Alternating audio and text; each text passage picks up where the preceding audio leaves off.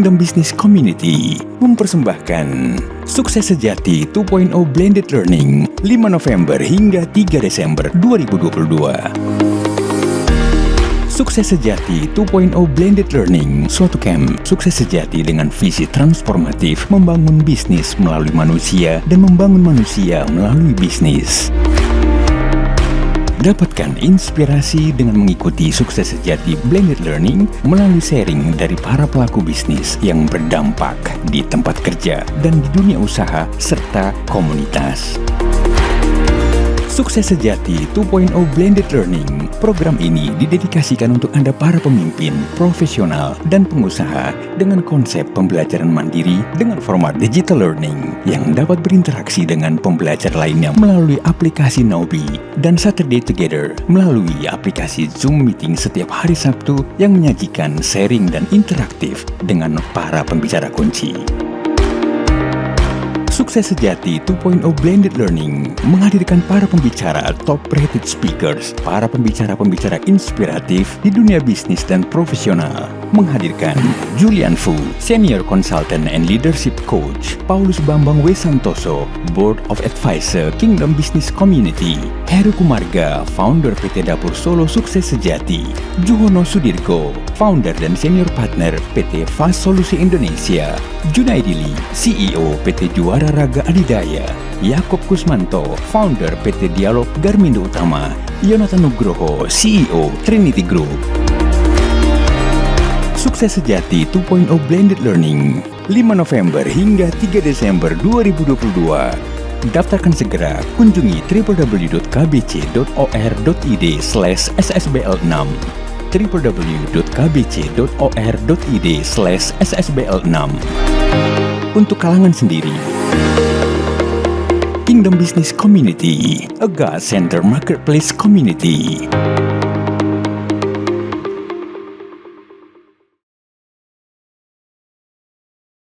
92,5 Maestro FM, House with the Sound. Shalom, apa kabar Sobat Maestro? Senang sekali kembali program Pelangi Kasih hadir menemani Sobat Maestro. Dan kalau beberapa waktu yang lalu kita sudah membahas tentang bagaimana sukses yang sejati itu seperti apa ya. Dan di dalam pembahasan kita ke depannya, ini adalah sebuah basic begitu ya. Sebagaimana sebuah rumah, kita akan mulai dari membangun fondasinya dulu begitu. Sehingga ketika fondasi itu siap, kita juga siap untuk mendapatkan bonus daripada finansial kita, sehingga tujuan finansial, keuangan, harta dan yang lain-lainnya itu hanya sebagai bonus yang ditambahkan ya.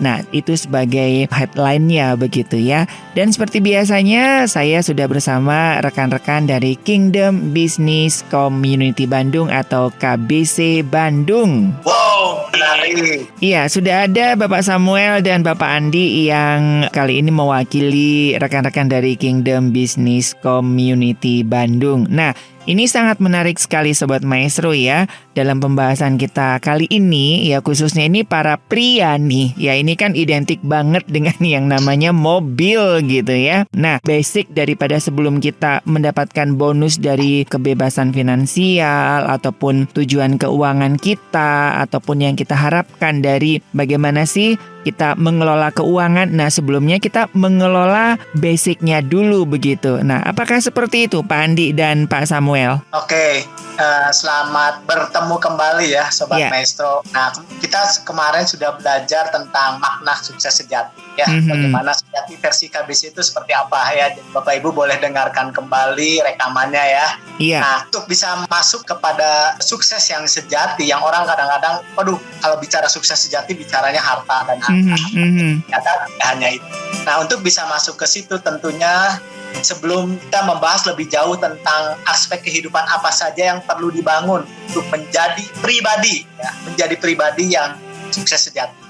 Kita akan terlebih dahulu tentunya selalu melakukan personal check up terhadap kehidupan kita, yaitu dashboard kita. Nah, istilah dashboard ini mungkin baru ya bagi Sobat Maestro. Iya. Nah, apa sih dashboard kehidupan yang akan kita lihat di sini, di mana hal ini tuh perlu untuk membuat kita bisa mampu untuk melihat, merefleksikan, mengecek hidup kita seperti apa gitu ya, sehingga kita melihat tujuan hidup kita apa, seperti itu Pak Ari. Iya. Nah, iya, Pak Samuel, sebelum kita bahas tentang dashboard, kenapa ini analoginya dashboard? Apakah rekan-rekan di Kingdom Business Community Bandung ini kebanyakan rekan-rekan pria, sehingga analoginya itu mewakili orang-orang pria dengan mobil begitu? Kenapa harus dashboard? Kan banyak lainnya, Pak. Ya, jadi begini Pak Ari, kalau buat saya kenapa dashboard? Karena sebenarnya dashboard itu dipakai sih sebagai macam, bukan cuma mobil aja ya. Nah, fungsi dashboard ini tuh sebetulnya untuk menjadi rambu-rambu kita. Jadi contohnya kalau saya di pekerjaan, saya di investasi saya punya dashboard investasi saya. Nah, itu gunanya apa sih dashboard investasi yang saya gunakan itu? Jadi, saya tuh mengukur apakah investasi saya itu berkembang atau enggak. Dan berkembang seberapa besar. Dan kalau misalkan ternyata tidak lebih besar dari bunga deposito, ya akhirnya saya bisa punya lebih baik daripada saya berinvestasi capek-capek di instrumen saham, lebih baik saya pindahin aja ke deposito. Nah, kira-kira gunanya dashboard tuh seperti itu Pak. Jadi untuk rambu-rambu, nah sama kan di mobil juga, kalau misalkan kita lihat dashboard mobil kita, itu kan yang ditunjukkan adalah rambu-rambu. Yeah. Kalau di mobil itu rambu-rambu tentang mobil. Kalau dashboard investasi yang saya kerjakan, investasi saya ya tentang hasil investasi saya gitu. Oke. Nanti juga mungkin ada sobat maestro yang bisnismen, mungkin dia punya dashboard buat bisnisnya. Dari situ tuh bisa kelihatan juga mungkin bahasanya mungkin kalau buat bisnis adalah KPI. Iya. Nah, di situ kan dengan bisnis punya KPI, kita bisa mengerti kan apakah bisnis itu sehat, atau bisnis itu maju, dan bagian mana saja yang perlu diperbaiki. Nah, jadi intinya dashboard, kenapa kata-kata dashboard yang dipakai itu seperti itu Pak Ari. Iya. Nah, kalau misalkan kita tarik contoh paling gampang yang semua ngerti, mobil, ya dengan kita melihat dashboard yang ada di mobil kita tuh kita bisa tahu rambu-rambu penting bagi mobil kita. Contohnya, salah satunya adalah indikator bensin. Yang kedua, indikator kecepatan. Yang ketiga, indikator temperatur mobil. Nah, oke. Itu kan tadi kan kita jadi bisa mengetahui kesehatan mobil kita. Nah, kalau dashboard kehidupan ini, kita bisa jadi tahu nih kesehatan kehidupan kita tuh segimana dan bagian mana aja yang perlu kita perbaiki. Jadi memang hanya dengan lihat dashboard aja kita sudah tahu nih kondisi daripada mobil itu sendiri gitu ya. Jadi apa yang harus diperbaiki, apa yang nggak benar begitu ya, sehingga perjalanan kita itu nggak akan terganggu begitu ya. Dari situ aja kita sudah bisa ngelihat, nggak harus ngecek satu-satu begitu ya. Hanya dengan lihat di dashboard aja kita tahu nih, oh ini kecepatannya nggak benar, oh ini temperaturnya nggak benar, oh ini mesinnya ada masalah, oh ini bahan bakarnya habis begitu ya. Oke, keren banget. Ini kira-kira apa ini yang masuk dalam dashboard kehidupan dalam koridor rekan-rekan Kingdom Business Community Bandung dalam rangka untuk masuk dalam tujuan finansial dari kita gitu, Pak Samuel dan Pak Andi. Jadi kalau misalkan tahun lalu ya, kita mulai dengan budgeting ya. Iya. Kan pasti masih ingat dong waktu itu Pak Yahya bicara tentang financial check up gitu ya. Nah, kalau di sini kita bicara tentang personal check up gitu. Iya. Jadi saya kebayang waktu Tuhan Yesus ya, dia memulainya itu kan sebuah pelayanan dengan khotbah di bukit ya. Jadi itu basicnya ya. Jadi ini tuh ininya ya, dasarnya ya. Kasarnya khotbah di bukitnya ya. Ya betul Pak Ari. Jadi memang dashboard kehidupan ini nanti untuk menjadi personal check up terhadap hidup kita nih Pak Ari. Karena kan kita udah belajar arti makna sukses sejati. Nah ini untuk tujuannya itu nanti menjadi alat ukur ya. Alat ukur yang cukup sederhana lah ya, tidak rumit. Sebagai acuan di mana ini menjadi pengingat kita untuk melakukan evaluasi secara berkala. Jangan sampai kita terlambat menyadari dan menyesal pada akhirnya gitu Pak Ari. Iya. Nah, ini ada salah satu kata-kata inspirasi yang menggambarkan tentang dashboard kehidupan. Mobil kehidupan. Kendarilah mobil kehidupanmu dengan cara yang benar, maka kita tak mungkin salah jalan.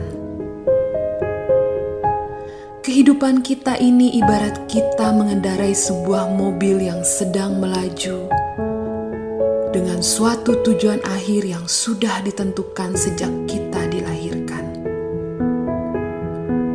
Pada saat kita lahir, berarti saatnya perjalanan dimulai dan kilometer mobil kita juga sudah berjalan maju.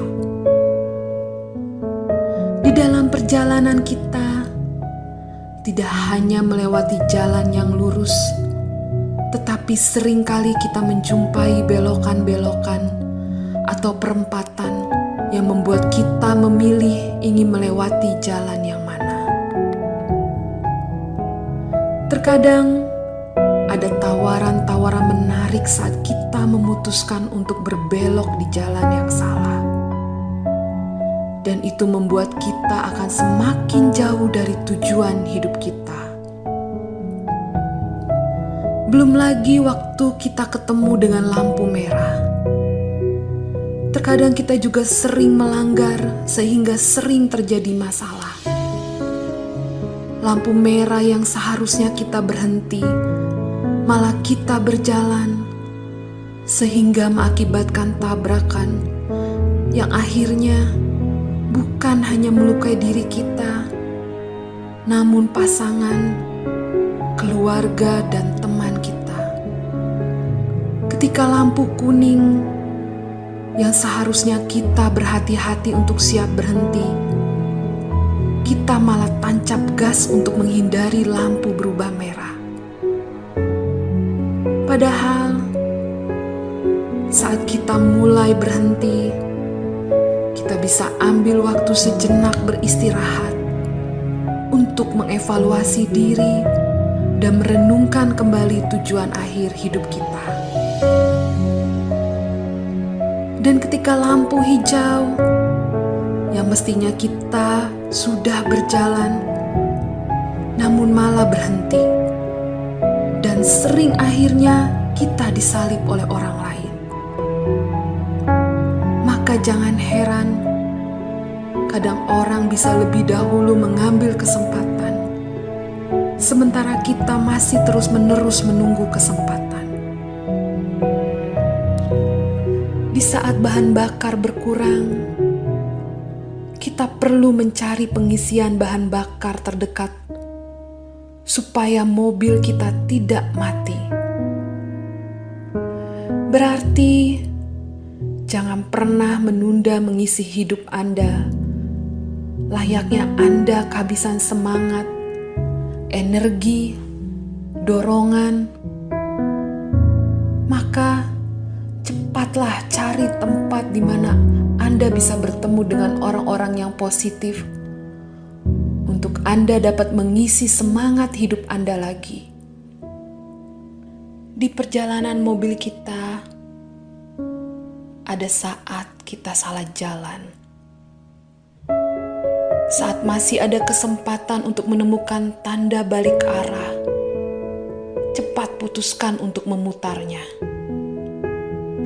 Sebab jika kita tunda, mungkin kita tidak akan bertemu lagi dengan tanda balik arah berikutnya, karena memang sudah tidak tersedia lagi. Dan hidup Anda akan semakin jauh dengan tiba ke tujuan akhir perjalanan Anda. Sampai suatu hari, ketika kita mengendarai mobil kehidupan kita, tanpa disadari, ternyata ada tanda-tanda pencapaian kilometer di setiap perjalanan. Seperti tanda angka 70, 80 kilometer, 90 kilometer yang tertera di setiap pinggir jalan. Itulah ibarat usia hidup kita yang akan mengalami di setiap pemberhentian kilometer Anda. Dan apa yang sudah kita lakukan di sepanjang hidup kita saat kita akan melewati tujuan akhir hidup kita. Jadi, kendarilah mobil kehidupanmu dengan cara yang benar, maka kita tak mungkin salah jalan.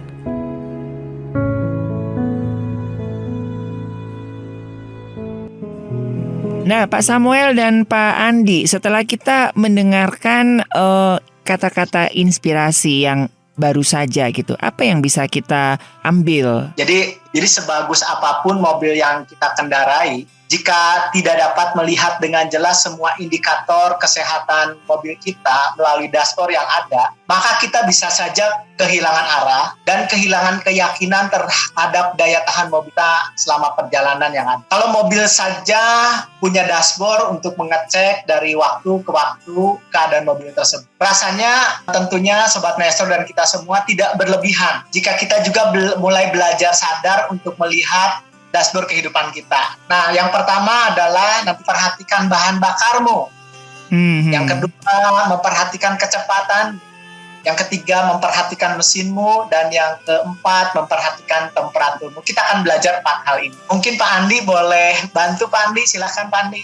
Ya, jadi kan seperti dengan halnya mobil ya, ketika mobil tangkinya kosong, pasti mobil itu tidak bisa melaju. Sama halnya dengan kita, ketika kita dalam tanda petiknya tangki depannya kosong, mungkin kita juga bakal jadi tidak semangat untuk menjalani hidup ini. Jadi sebetulnya mengisi tangki yang ada di sini itu berbicara tentang apa sih yang menjadi asupan untuk kita, agar kita itu bisa jadi pribadi yang selalu bersemangat dan selalu gaspol dalam kehidupan ini. Oke. Kenapa kita harus memperhatikan apa yang kita masukkan ke dalam tubuh kita? Karena mungkin Sobat Maestro dan Pak Hari mungkin pernah dengar istilah garbage in, garbage out ya. Yes. Sampah yang masuk, tentu juga sampah yang keluar. Nah, kita kan nggak mau dong punya output di kehidupan ini sampah. Yeah. Kita mau output kita itu gold. Jadi apapun yang mesti kita masukkan ke dalam hidup kita juga harus gold. Gitu. Oke. Dan ngomongin tentang tangki ini kan setiap mobil kan beda ya, setiap pribadi kan beda ini tangkinya Pak. Untuk apakah sama ini Pak Andi dan Pak Samuel? Ya, Pak Ari gini, jadi cerita perhatikan bahan bakarmu, jadi kita harus tahu yang dibutuhkan oleh kita, tentunya tiap orang beda-beda dan nanti panggilannya beda-beda ya Pak Ari. Kita bisa memperhatikan tadi basicnya adalah apa yang kita masukkan itu yang akan, jadi apa yang kita tonton, apa yang kita baca, apa yang kita dengar. Jadi kalau kita misalnya memasukkan sesuatu yang negatif nih Pak Ari, ya tangki kita akan satu saat hasilnya di dalam hidup kita juga akan ada yang negatif-negatif gitu Pak Ari ya. Jadi ini lebih berbicara tentang hal-hal spiritual gitu Pak, atau hal-hal di luar makan minum begitu Pak? Semuanya Pak Ari. Semuanya? Semuanya, baik spiritual, baik untuk mengisi pola pikir kita ya. Bicara tentang hubungan, kegiatan-kegiatan itu semuanya bicara mengisi tangki kehidupan. Misalnya contoh gini, apa sih yang mampu mengisi tangki kehidupan kita, bikin kita suka ya, gembira. Misalnya salah satu contohnya ketika kita makan bersama dengan keluarga ya, kita bisa bersendaguro, bisa ada kebahagiaan tersendiri di situ. Itu bicara tentang hubungan dengan keluarga ya Pak Ari. Mungkin ada orang yang dia tiap hari punya waktu, dia membaca sesuatu, motivasi dia, itu juga bikin semangat, dan itu salah satu bentuk kegiatan mengisi tangki Pak Ari. Nah, itu yang perlu kita perhatikan ya. Ada banyak hal, mungkin kalau orang yang gini Pak Ari, misalnya dengar berita yang salah satu contoh ya, saya pernah diperingatkan sama istri juga, jangan terlalu sering mendengar yang istilahnya mengungkapkan, oh ini saya nggak suka sama si orang ini, seorang itu gitu ya. Kita akan terbawa, kok kenapa kita tuh tiba-tiba kok jadi kesel sama si orang itu, padahal kita juga nggak ngapa-ngapain juga gitu.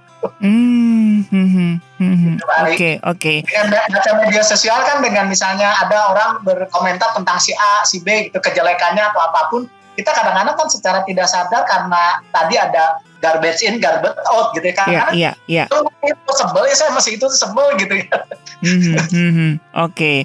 Jadi ini lebih banyak berbicara tentang apa yang akan memicu kita, memacu kita, memotivasi kita untuk do something begitu ya Pak ya? Betul Pak Ari. Mungkin saya mau kasih contoh sedikit lah ya. Mungkin salah satu yang bisa mengisi tangki itu kalau buat saya jalan pagi. Oh, oke. Udah karena kan enak banget ya kalau misalkan kita jalan pagi tuh udah masih segar, udah terus agak sedikit dingin, gitu kan, segar enak. Jadi di situ tuh lebih bisa menenangkan jiwa dan bisa menenangkan pikiran gitu. Saya jalan pagi. Makanya itu menurut saya yaitu mengisi tangki kehidupan saya, dan itu kan berkaitan erat juga dengan kesehatan tubuh kita kan. Jadi ya baik itu dilakukan. Boleh tanya nggak Pak Andi, kalau misalnya main game itu bisa mengisi tangki kehidupan atau juga gimana Pak Andi? Bisa, terima kasih. Waduh. Kata Kalau main saya game, juga bisa tuh- ya. Saya juga Kak main game kalau lagi penat.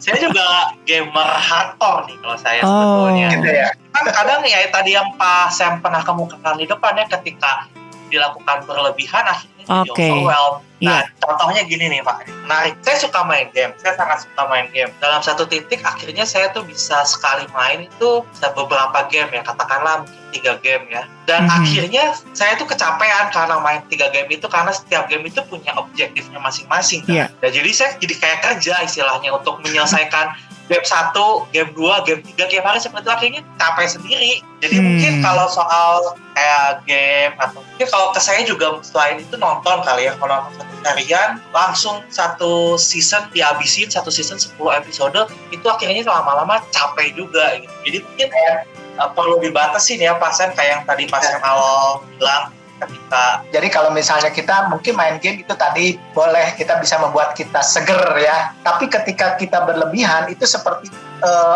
bahan bakar kita itu sudah lagi tidak murni.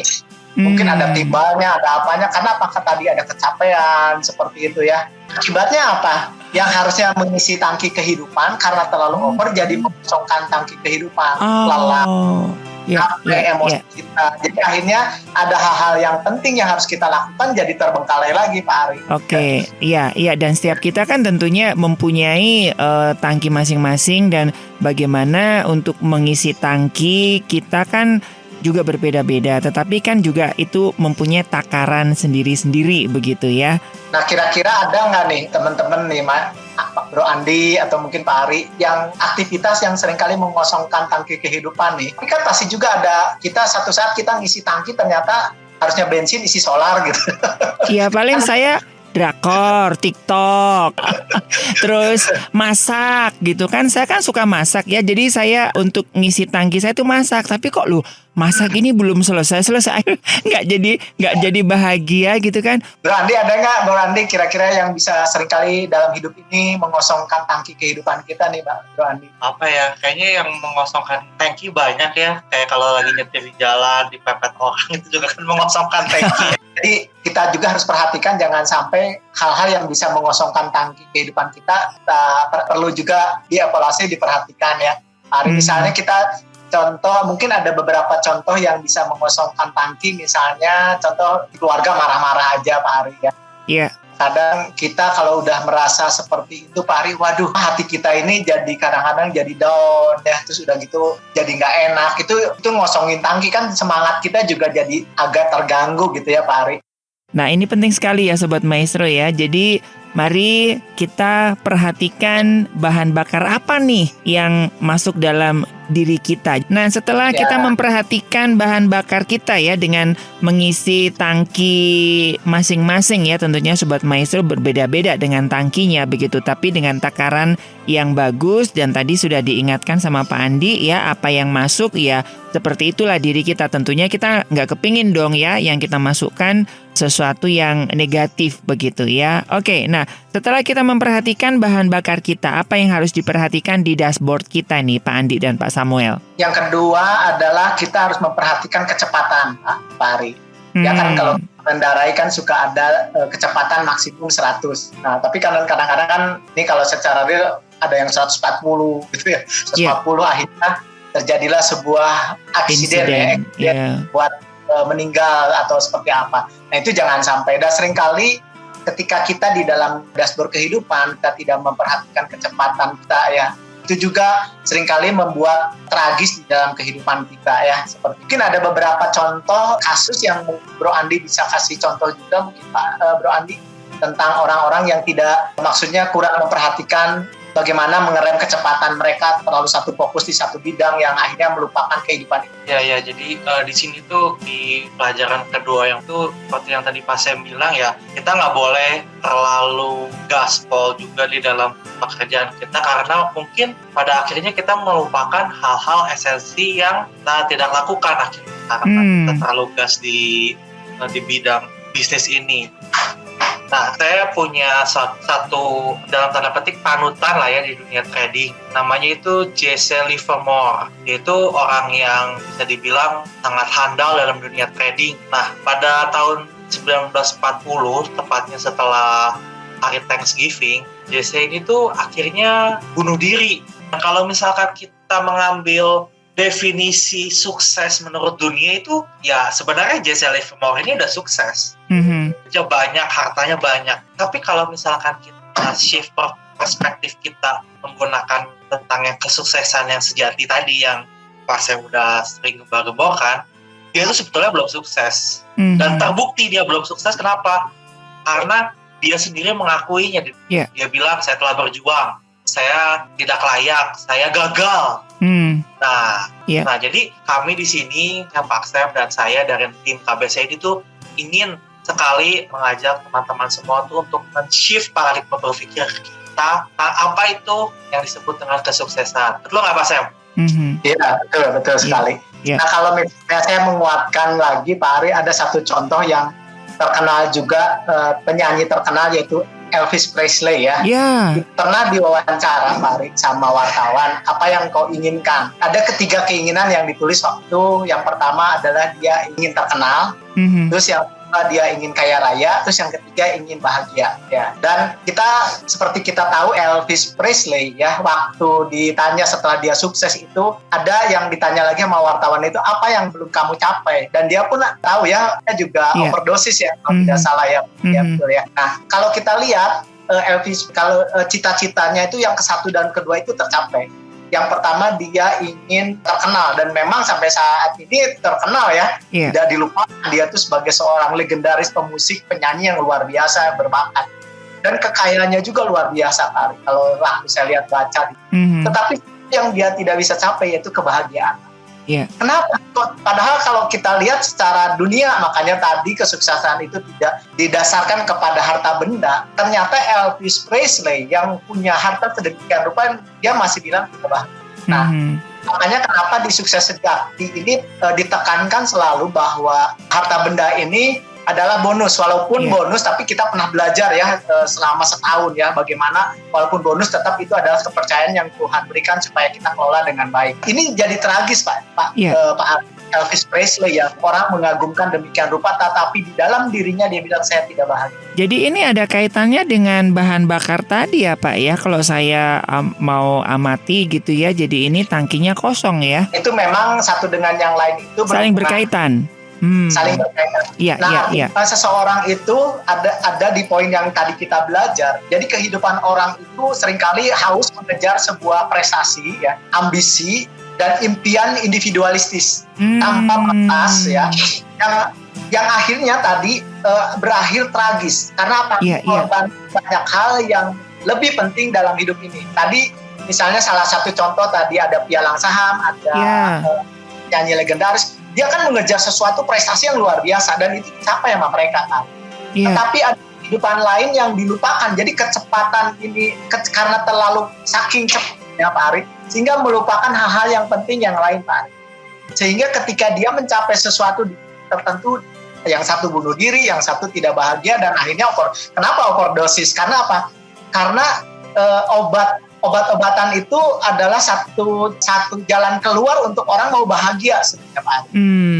Bagaimana ketika makan obat itu dia pengen bahagia sebenarnya di situ. Nah, itu yang seringkali dikejar manusia, bahwa bagaimana sih jadi bahagia seperti. Nah, kadang-kadang kecepatan kita seringkali mengejar sebuah kebahagiaan semu Pak Ari. Sangka dengan dapat uang banyak akan bahagia, kita sangka dengan prestasi yang akan kita capai akan bahagia. Ternyata pada saat kita mencapainya masih saja kurang Pak Ari, masih ada sesuatu yang kurang. Akhirnya di dalam pelajaran saat ini adalah perhatikan kecepatan, artinya kita harus mulai belajar mana yang direm gitu Pak Ari. Jadi kalau kita terlalu banyak bekerja sampai melupakan sesuatu, yuk kita rem dulu ya, kita perhatikan kehidupan yang penting yang lain gitu Pak Ari. Iya, jadi ini berbicara tentang ambisi juga ya Pak ya. Sangat relate banget nih buat beberapa sobat maestro yang mungkin kecepatannya terlalu over begitu ya, Pak Samuel dan Pak Andi ya. Sudah belajar ya Pak Ari, tidak boleh pengen cepat kaya ya. Iya. Ya, itu bukan orang-orang KBC sih ya, makanya harus ikut KBC. Sama-sama Pak Ari di KBC juga sama-sama semua orang belajar Pak. Jadi reparasi lah. Oke, jadi ini satu peringatan ya Sobat Maestro ya. Mungkin hari-hari ini Anda kok kayaknya waduh main gaspol aja begitu ya. Hati-hati ya, lihat dashboardnya, lihat kecepatan maksimalnya. Di jalan tol itu kan juga selalu ada rambu-rambunya, kecepatannya sekian begitu ya. Kalau misalkan harusnya cepet ya harus cepet, harus lajur kanan. Kalau yang terlalu lambat harus tambah kecepatan Pak Ari ya. Yang terlalu cepat, terlalu lambat ya itu males ya Pak Ari. Yeah. Ya, harus tambahnya ya, kalau males juga susah ya. Oke, iya. Tapi orang-orang yang sultan-sultan itu rata-rata tidurnya cuma 4 jam loh, Pak. Nah, apakah ini ada berkaitannya dengan dashboard yang ketiga nih tentang mesin ini, Pak? Dashboard yang ketiga yaitu perhatikan mesinmu ya. Nah, kira-kira Pak Andi nih, boleh Pak Andi nih, kenapa harus tune up nih Pak Andi? Ya, jadi kalau buat saya kenapa kita harus mesin kita atau di tune up gitu ya. Ya sama lah kayak mobil gitu. Jadi supaya performance mesin lebih bagus, mungkin ada sedikit yang kita tune up gitu ya. Kita bawa ke bengkel, kita tambahin sesuatu biar mesin bensin lebih irit, mesinnya jadi nggak overheat, akhirnya mesinnya jadi lebih awet gitu ya. Jadi kita perlu tune up diri kita juga. Nah, salah satu yang saya lakukan nih biasanya untuk tune up otak saya itu biasanya saya suka mencari informasi-informasi yang belum saya ketahui.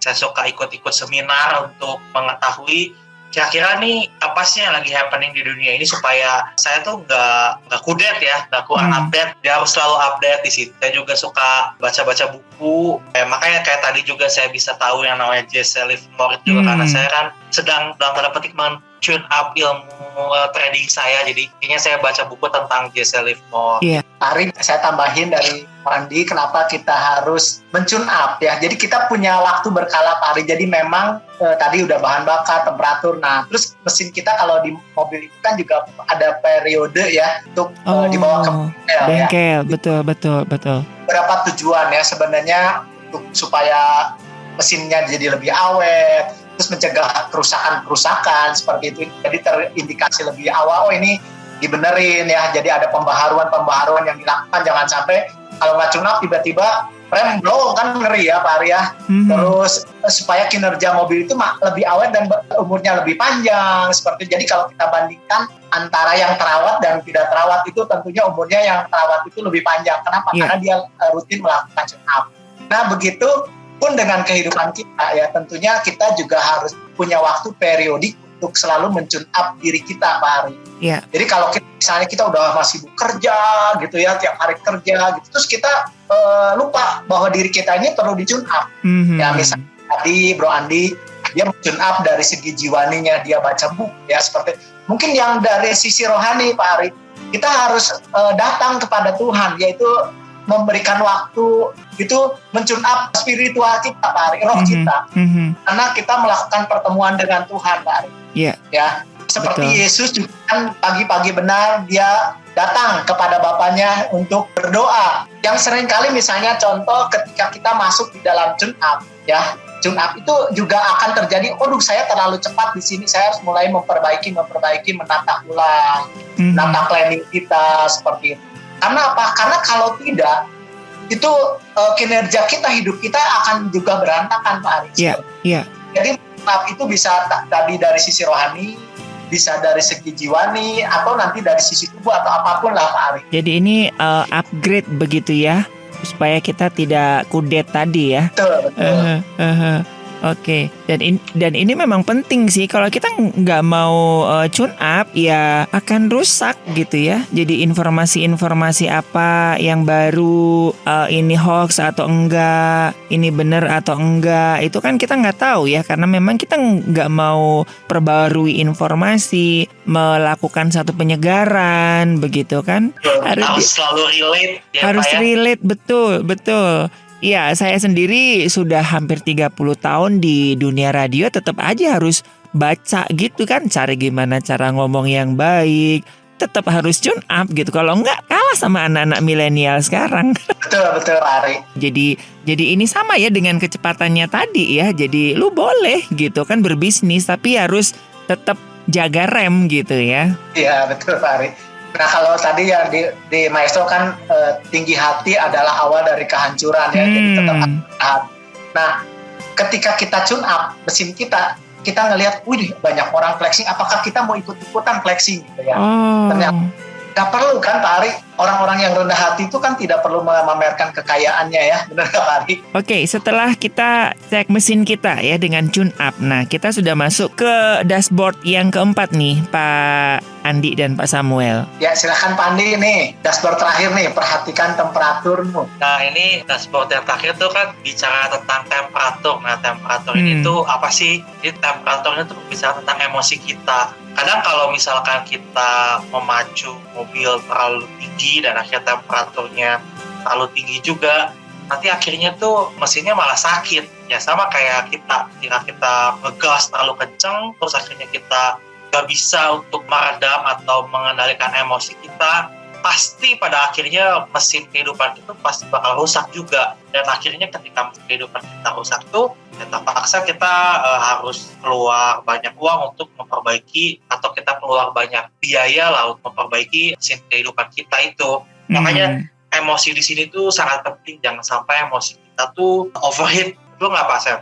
Ya betul. Ya kalau kita lihat lagi overheat tuh jadi akhirnya misalnya di rumah ini lagi overheat terus gitu ya. Di rumah tuh bisa jadi nggak salah juga dibentak ya. Jadi ini emosi negatif ya Pak ya. Soalnya emosi itu kan tidak selalu negatif kan? Betul. Gitu tuh ya. Nah jadi Iya benar. Yang dimaksud emosi di sini adalah emosi yang negatif ya Sobat Maestro ya. Ya. Oke. Betul. Ya jadi emosi yang negatif karena overheat ya. Ya. Jadi seperti tadi contoh mungkin harusnya nggak dibentak jadi membentak gitu. Nada kita jadi agak Jadi tinggi. Naik. Wah gitu. Jadi sedikit ada tekanan yang sinis seperti itu. Itu kan jadi ngerusak hubungan ya Pak Arya seperti itu. Nah emosi-emosi itulah yang kita perlu kuasai dan kita perlu terus belajar dalam hal ini ya. Iya, jadi seperti Pak Samuel dan Pak Andi tadi sampaikan ya bahwa dashboard ini semuanya berkaitan ya. Kalau kita ngomongin emosi ini tadi, kalau dia berlebihan juga nggak bagus, kurang juga nggak bagus juga gitu ya. Jadi memang ini berkaitan ya Sobat Maestro ya. Jadi tentang tadi tentang bahan bakar, kecepatan, tentang mesin, temperatur, ini semuanya itu berkaitan satu dengan yang lain begitu ya. Dan kata kuncinya ini adalah jangan berlebihan.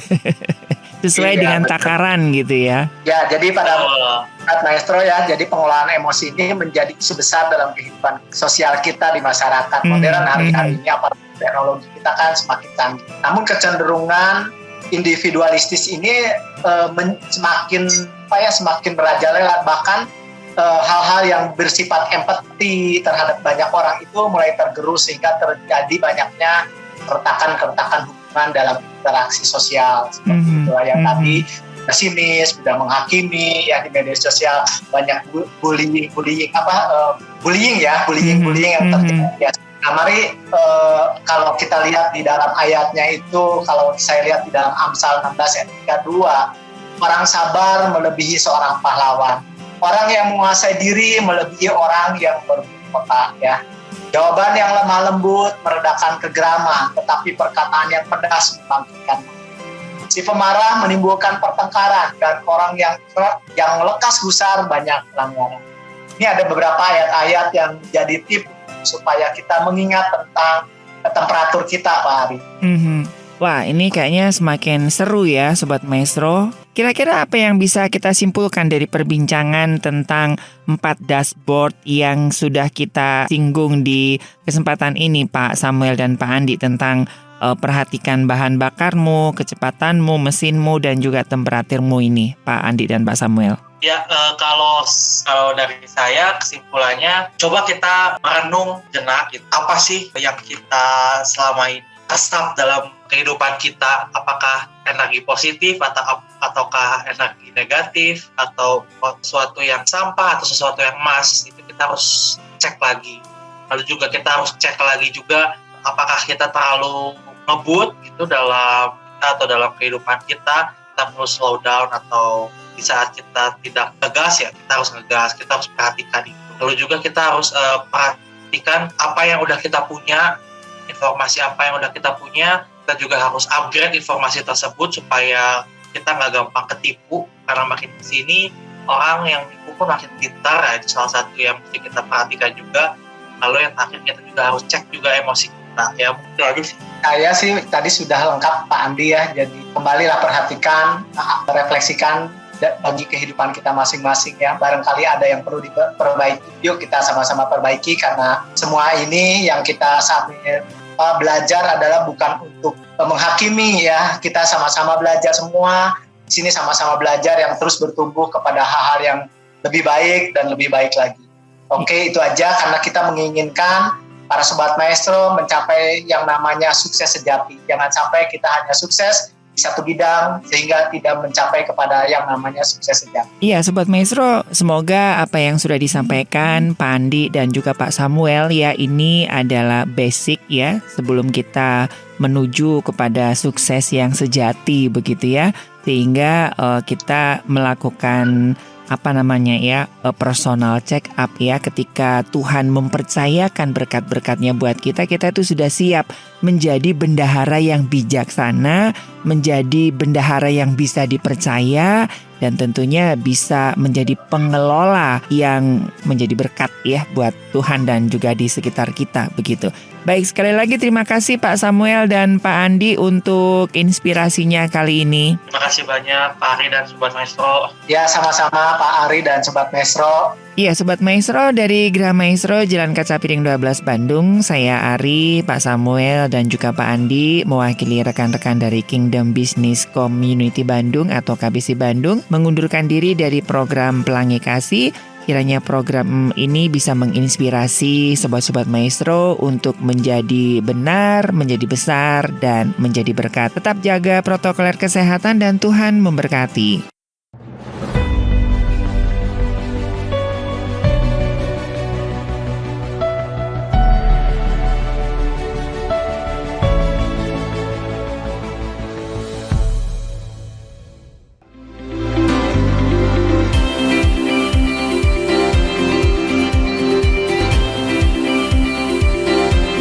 Rise and Podcast listeners, terima kasih Anda telah menyimak Rise Podcast Special Edition yang dipersembahkan oleh Kingdom Business Community.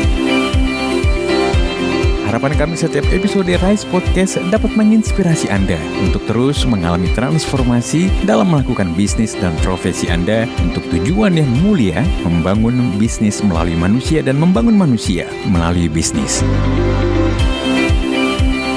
Kami mengajak setiap Anda dan perusahaan Anda untuk bergabung bersama kami dalam komunitas Kingdom Business Community. Secara bersama, kita bisa bertumbuh, berkembang, dan sukses, serta dapat berkolaborasi dalam gerakan kepedulian kepada sesama untuk Indonesia yang lebih baik. Untuk dapat bergabung, silahkan kunjungi website Kingdom Business Community di www.kbc.or.id atau hubungi Sekretariat Nasional KBC di 0817 131 257. Sekali lagi, www.kbc.or.id.